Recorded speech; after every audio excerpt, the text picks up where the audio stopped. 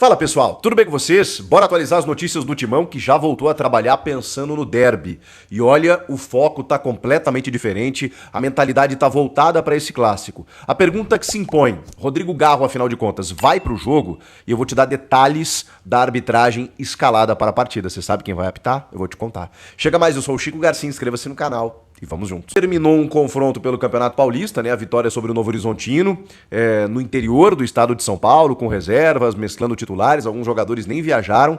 O Corinthians viajou, chegou pela manhã de São José do Rio Preto, descansou, almoçou na verdade, né? E depois de um descanso realizou algumas atividades. Jogadores que atuaram mais de 45 minutos fizeram apenas um regenerativo e outros que jogaram menos do que isso, aí sim trabalharam, né? Juntamente com a comissão técnica.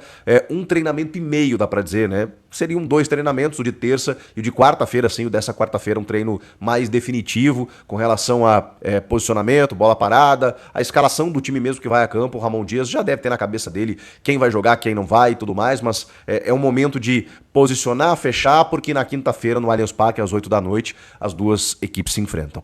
E algumas questões a gente sabe, outras nem tanto, quando a gente vai montar esse time. Por exemplo, alguns desfalques, algumas ausências já são claras nesse jogo. A do volante Maicon, a do zagueiro Gustavo Henrique, a do lateral Mateuzinho, eu diria que é praticamente certa.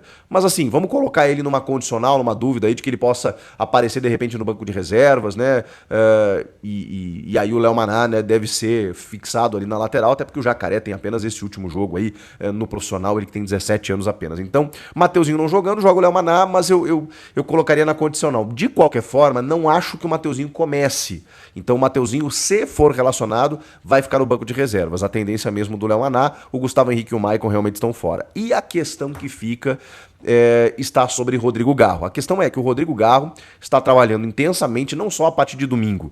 Do último domingo ele vem trabalhando com o grupo de jogadores, só que teve um confronto na segunda-feira. Então assim, ele trabalhou com quem não viajou na segunda-feira ainda, trabalhou na terça-feira, vai trabalhar na quarta-feira. Ele já vinha trabalhando de forma separada, acompanhado por fisioterapeutas, na parte interna do clube, mesmo a campo, isolado do grupo de jogadores, mas aí desde domingo, né, trabalhando constantemente com o grupo. Então assim, dá pra gente dizer que o Garro ainda está no processo de retorno, mas fosse uma final de campeonato, eu diria que ele jogaria. A questão não é uma final de campeonato, mas é um derby, é um clássico em que você depende do que o Emiliano diz, o principal jogador do elenco. Eu não sei se ele é o principal, porque eu acho que ele rivaliza aí, né? Que, enfim, ele não jogou ainda esse ano, né? No ano passado dava pra dizer que ele era o maestro do time, mas Hugo Souza, Yuri, Memphis foram jogadores amplamente destacados. Mas o Garro talvez seja realmente a cereja do bolo, né? E nessa temporada não é diferente, né? Você tem o Coronado quebrando o galho em alguns momentos, né? Cumprindo a missão, né? Sendo um bom jogador. O Thales muitas vezes caindo por dentro, o Memphis jogando de 10. Então, assim, várias maneiras de você compor aquela ausência. Quando o Garro tá em campo, o corintiano fica tranquilo, porque sabe que ali tem dinamismo, tem intensidade, tem finalização, tem armação de jogadas. Mas, assim, dificilmente ou praticamente impossível, pela experiência, por acompanhar, que o Garro começaria essa partida. Então ele recuperado fisicamente, banco de reservas para ganhar alguns minutos no segundo tempo. E olhe lá, caso não precise, ele nem precisaria entrar, e aí sim estaria sendo preparado para o jogo contra o São Bernardo, mais alguns jogos do Paulista, para o dia 19 o Corinthians jogar o jogo do ano, né? Que é a primeira fase eliminatória da Libertadores contra a Universidade Central da Venezuela. Então assim, o Garro, ele tá apto, eu poderia dizer. Ele tá apto. Ele tá treinando com o grupo, já vem treinando há alguns dias, tá respondendo bem. Então a ideia é que ele esteja apto para um clássico. Só que é um jogo pesado, né? É um jogo decisivo, sempre é um jogo importante, é um jogo que tem... e assim, sabe-se lá, e isso é do jogo, tá? É do futebol, lamentavelmente. Então não tô aqui incitando nenhum tipo de coisa, tá? Mas sabe-se lá de que forma os rivais também utilizariam aquilo que ele passou, aquele drama na Argentina, né? Com aquele acidente.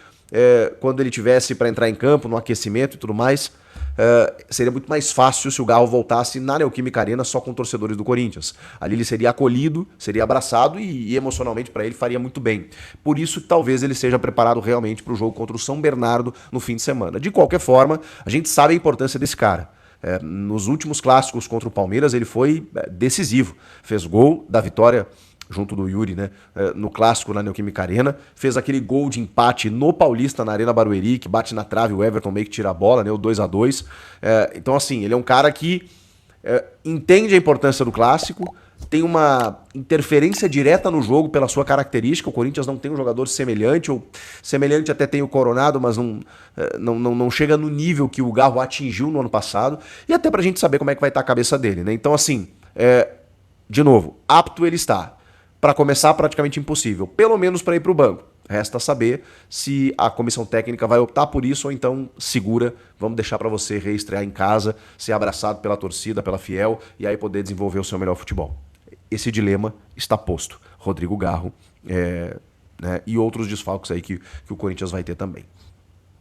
Gente, o Corinthians sabe da importância desse jogo, não só depois da derrota para o São Paulo no Majestoso, mas pela dicotomia que se vive entre corintianos e palmeirenses nos últimos anos, né? Uma supremacia tremenda do Palmeiras, não só do Palmeiras, em clássicos.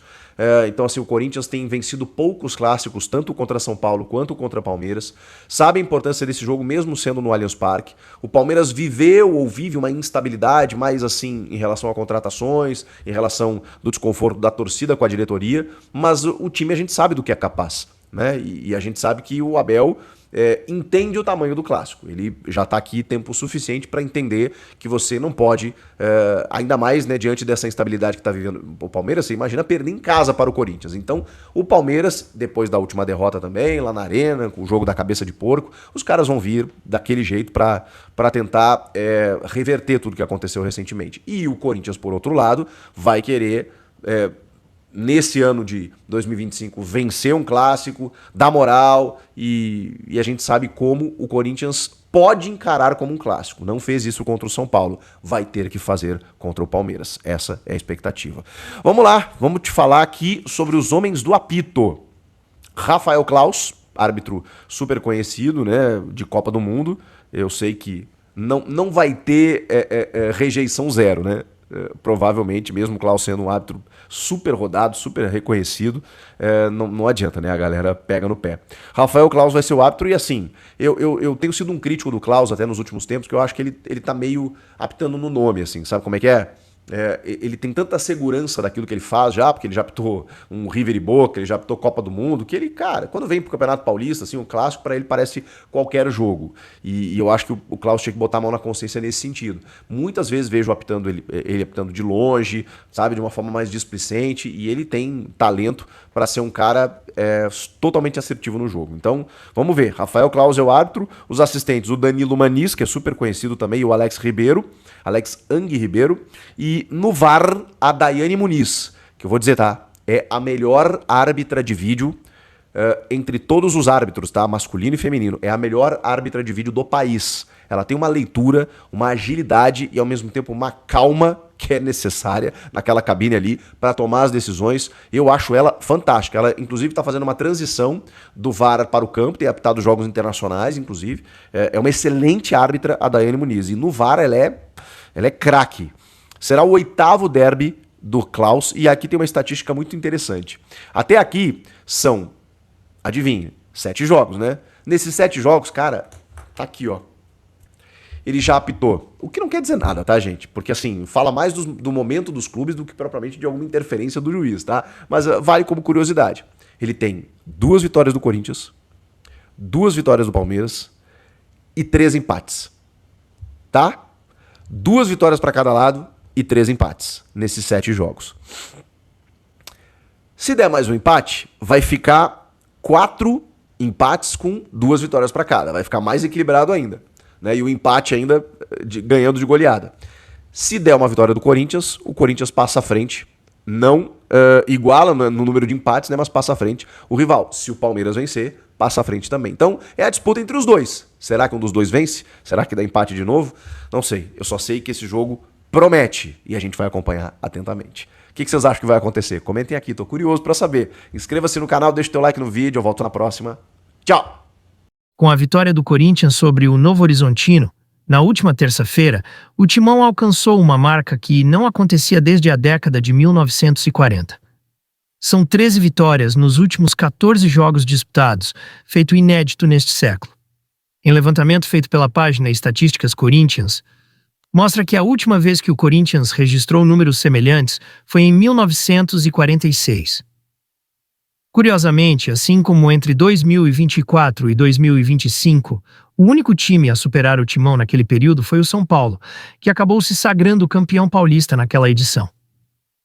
Em 1946, a série de partidas ocorreu exclusivamente pelo Campeonato Paulista, onde o Timão somou 14 vitórias em 15 jogos. Além do São Paulo, os outros adversários foram Ipiranga, Palmeiras, Jabaquara, 2 vezes, Juventus, SPR, 2 vezes, Santos, 2 vezes, Portuguesa Santista, 2 vezes, Portuguesa 2 vezes e Comercial da Capital. Vale lembrar que o Corinthians teve outros jogos neste período, mas foram apenas amistosos. A sequência atual do Timão abrange partidas pelo Campeonato Brasileiro e pelo Paulistão. A série teve início com um clássico diante do Palmeiras, no qual o Corinthians saiu vitorioso por 2-0. Desde então, o time acumulou 2 séries de triunfos, uma de 10 jogos e outra de 3 interrompidas por uma derrota para o São Paulo, como já dito anteriormente. Agora, o Corinthians busca melhorar esses números no duelo contra o Palmeiras, no Allianz Parque. O confronto acontece nesta quinta-feira, às 20 horas, em partida válida pela 7ª rodada do Campeonato Paulista de 2024. Deixe seu like e se inscreva no canal para não perder as próximas notícias do Corinthians.